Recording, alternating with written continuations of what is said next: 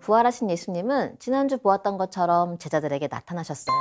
그리고 40일 동안 함께 계시면서 하나님 나라에 관한 일들을 말씀해 주셨어요. 하지만 이별의 시간이 다가왔어요. 예수님은 이 땅에서 우리를 위한 구원을 이루어 주셨기 때문에 이제 원래 있던 곳으로 돌아가야 했어요. 하나님의 아들이신 예수님은 처음 세상에 오실 때도 특별했어요. 우리처럼 엄마 뱃속에서 태어나셨지만 엄마 아빠의 관계가 아닌 성령의 능력으로 잉태하셨고 이제 하나님께 돌아갈 때도 죽음을 이기신 후였기 때문에 그대로 하늘로 올라가셨어요. 이 모습을 본 제자들은 너무 놀랐어요. 정말 예수님은 하나님의 아들이셨고 하늘에서 오신 분이 맞나 봐요. 그렇게 하염없이 자세히 하늘로 올라가신 예수님을 쳐다보고 있었는데 흰옷 입은 두 사람이 나타나서 왜 여기 서서 하늘을 쳐다보고 있습니까? 지금 당신들 가운데서 하늘로 올라가신 이 예수님은 하늘로 가신 그대로 오실 겁니다 라고 말했어요. 와, 구원의 사명을 이룬 예수님이 하늘로 올라가셨고 올라가신 모습 그대로 다시 오신대요. 이 말은 무슨 뜻일까요? 그건 우리 삶의 마지막이 있다는 걸 의미해요. 어려운 말로 종말이라고 해요. 그러므로 예수님을 믿는 크리스천은 종말, 즉 마지막이 있다는 것을 믿고 예수님이 다시 오시는 시간을 기다리는 사람이에요. 그래서 제자들을 비롯한 예수님을 믿는 크리스천들은 예수님이 하늘로 올라가신 후에 마라나타라는 말을 사용했어요. 어떤 말을 사용했다고요? 마라나타. 이 말은 주 예수여 오시옵소서라는 뜻이에요. 예수님이 다시 오셔서 이 땅이 온전히 회복되어 영원한 하나님 나라를 이루어 달라는 거예요. 그럼 마라나타, 즉 예수님이 다시 오시기를 기다리는 이 종말의 이야기가 오늘을 사는 우리에게는 어떤 의미를 줄까요? 첫 번째 의미는 우리의 삶은 단 한 번뿐이라는 거예요. 요즘 드라마나 노래 가사를 보면 이번 생은 망쳤어 라며 다음 생을 기대하는 것처럼 말하는 것을 보고 듣게 돼요. 그런데 여러분, 삶은 한 번밖에 없어요. 버스나 지하철을 놓쳐서 다음 것을 탈 수 있는 것처럼 그렇게 다음번 삶이 있는 게 아니에요. 만약 그렇다면 예수님이 오실 이유도 없어요. 예수님은 우리의 한 번밖에 없는 삶을 위해 죽으시고 부활하셨어요. 종말을 산다는 것의 두 번째 의미는 우리의 삶에는 끝이 있다는 거예요. 우리는 이 땅에서 영원히 살지 않아요. 태어남이 있으면 죽음도 있어요. 그러므로 이 세상이 전부인 것처럼 사는 건 어리석은 일이에요. 누가복음 12장에도 이런 사람이 나와요. 아주 큰 부자가 있었어요. 이 부자는 밭에서는 농산물이, 바다에서는 해산물이, 그리고 과일나무에는 종류별로 가득한 열매를 보고 기뻤어요. 하지만 그 많은 걸 어디에 둘까 고민이 되었어요. 이거 다 좋은데 이 많은 것들을 쌓아둘 곳이 없으니 걱정이구만. 아, 지금 있는 창고를 치우고 더 큰 창고를 여러 개 만들면 해결되겠어. 역시 난 머리가 너무 좋아. 하며 사람들을 시켜서 창고들을 짓고 그곳에 모든 곡식과 재산을 쌓아두었어요. 그리고 그날 부자는 기분이 좋아서 자기 자신에게 이렇게 말했어요. 잘했다. 너는 크게 성공했으니 이제 평안히 쉬어도 되겠어. 먹고 마시며 내 인생을 즐겨라. 바로 그때 하나님께서 그에게 나타나 말씀하셨어요. 어리석은 사람아, 오늘 밤 너는 죽는다. 그러면 창고에 가득한 내 재산은 누구 것이 되겠느냐? 사랑하는 친구들, 어리석은 부자는 자기 삶에 끝이 있다는 걸 몰랐어요. 그러나 우리의 삶에는 끝이 있어요. 그러므로 이 땅에서 사는 것을 전부로 여기는 건 미련한 태도예요. 이 세상은 잠시 머무는 곳이라는 걸 꼭 기억하세요. 종말을 사는 것의 세 번째 의미는 삶의 끝에는 심판이 있다는 거예요. 우리는 이 땅에 태어나고 살아가고 그리고 마지막엔 죽어요. 그런데 여러분, 죽음이 우리 삶의 마지막은 아니에요. 하나의 과정이 남아있는데 그것은 우리에게 삶을 주신 하나님이 그 삶을 어떻게 살았는지 물어보신다는 거예요. 이것을 어려운 말로 심판이라고 해요. 마태복음 25장을 보면 심판에 관한 이야기가 나와요. 하늘의 임금인 예수님은 마지막 때의 모든 민족을 앞에 모으고 각각 구분하세요. 마치 목자가 양과 염소를 구분하는 것처럼 오른편에 있는 사람과 왼편에 있는 사람을 분리하세요. 당시 이스라엘 사람들은 양과 염소를 키울 때 낮에는 들판에 함께 풀어놓지만 추운 밤이 되면 양은 양의 우리에, 염소는 염소의 우리에 각각 들어가게 했어요. 마찬가지로 세상에 살 때는 악인과 의인이 섞여 살지만 일단 생을 마치고 심판의 자리에 가면 그들 사이에는 영원한 분리가 이루어져요. 그럼 악인과 의인을 분리하는 기준은 뭘까요?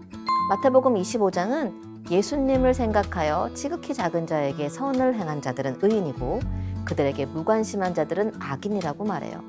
배고픈 사람에게 먹을 것을 주고 목마른 사람에게 마실 것을 주고 헐벗은 사람에게 옷을 주고 또 병든 사람을 돌보아주는 사람, 즉 하나님을 사랑하며 이웃을 사랑하는 자를 의인이라고 해요. 반대로 자기 자신만 사랑하며 산 사람은 악인이에요. 이렇게 의인과 악인의 분리 기준은 말씀을 실천하며 사느냐 아니냐에 있어요. 더 중요한 건 말씀을 실천하며 살 때 우리는 예수님께 칭찬받는다는 사실이에요. 그러면 아동부 친구들, 심판 때에 예수님께 칭찬받기 위해서는 어떻게 살아야 할까요? 예수님이 보여주신 것처럼 우리에게 주신 삶을 말씀대로 살아가는 거예요. 오늘 예수님은 이 이야기를 하고 있어요. 말씀을 듣다 보니까 현재 우리의 모습이 떠올라요. 어떤 모습인지 잠시 볼게요.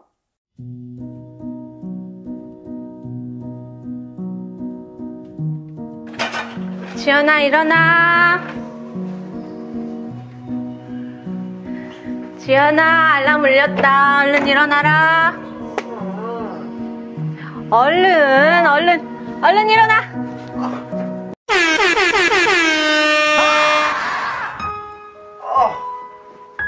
잠깐만.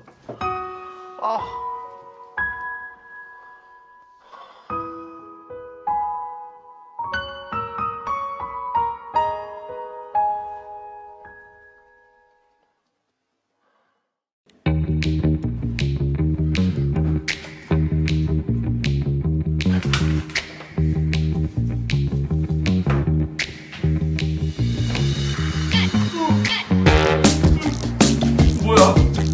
내 차례야! 내가 했잖아! 형 여태까지 했잖아! 어제도 오늘부터 내가 내 차례 나 이것만 할게. 저리 가! 따로. 너 아까 많이 한 거 다 알고 있어!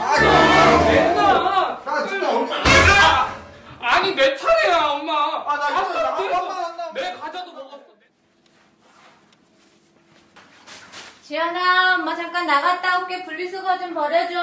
알았어.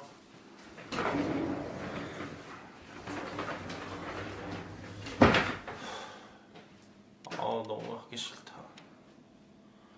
격렬하게 하기 싫어. 너무 하기 싫어.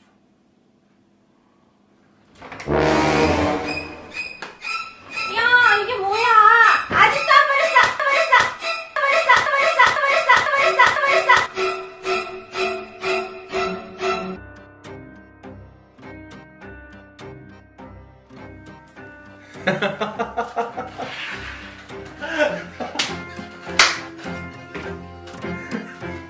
지연아, 좀 전에 선생님한테 전화 왔는데 사보공사 통독은 하고 있지? 당연하죠.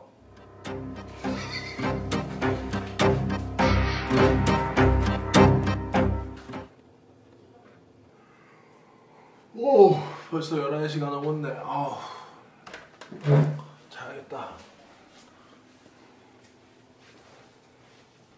우와.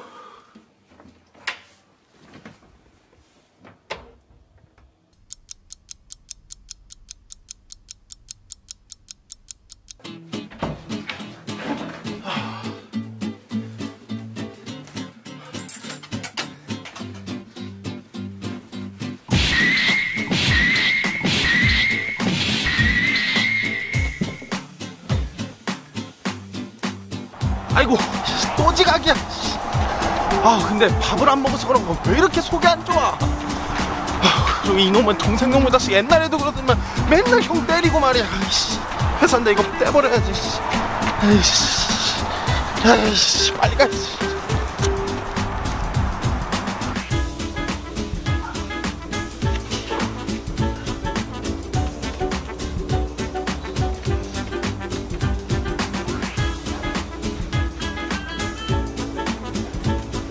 안녕하세요.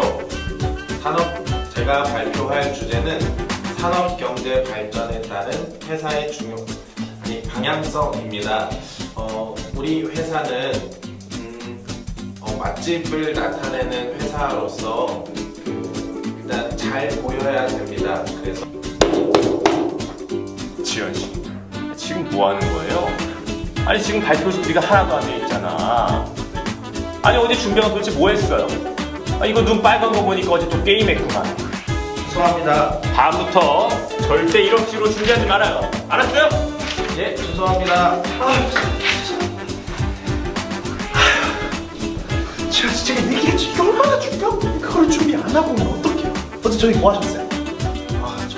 다음번에 게임 하셨어요. 하지 말고 이걸로 제대로 준비해서 부장님이 얼마나 화나셨는데. 죄송합니다. 다음부터 똑바로 하세요. 아시죠? 예. 내가 왜 이렇게 됐을까? 말씀도 안 읽고 기도도 안 해서 기도하는 방법도 모르겠고 생각나는 성경 말씀도 없고 어렸을 때부터 이렇게 살면 안 되는 거였는데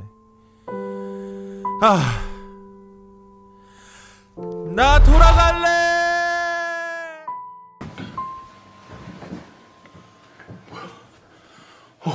꿈이었구나.